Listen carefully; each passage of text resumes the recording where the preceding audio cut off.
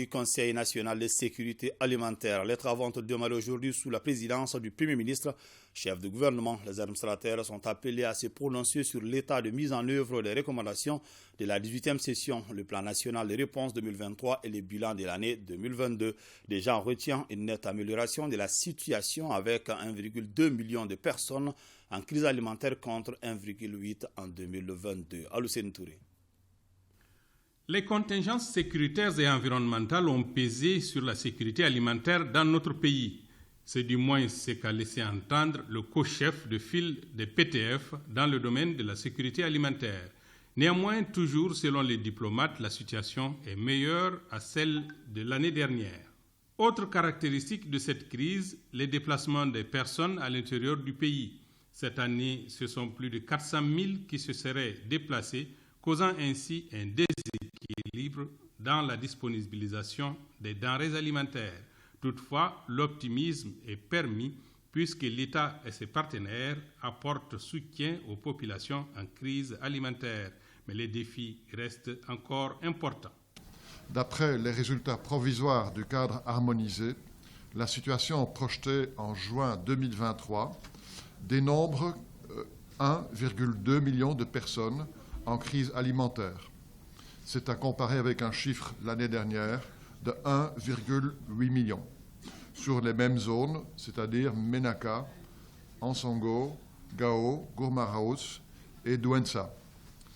Et nous avons 4 millions de personnes qui seront, au mois de juin, en risque alimentaire à comparer à un chiffre de 4,4 millions l'année dernière.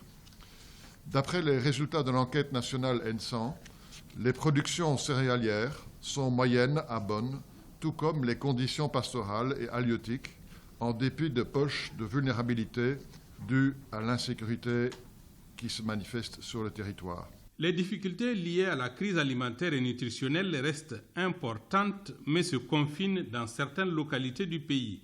Les sanctions de la CEDEAO et de l'UEMOA ont un impact certain sur la résilience du monde rural. Ajoutez à cela la crise en Ukraine et son corollaire de restrictions vivrières.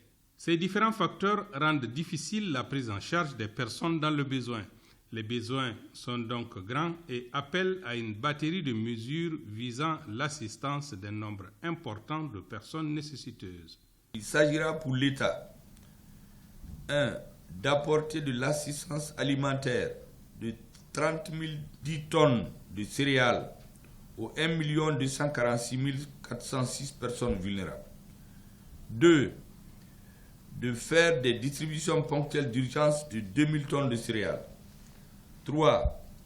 De procéder à des ventes d'intervention de 15 000 tonnes de céréales. 3.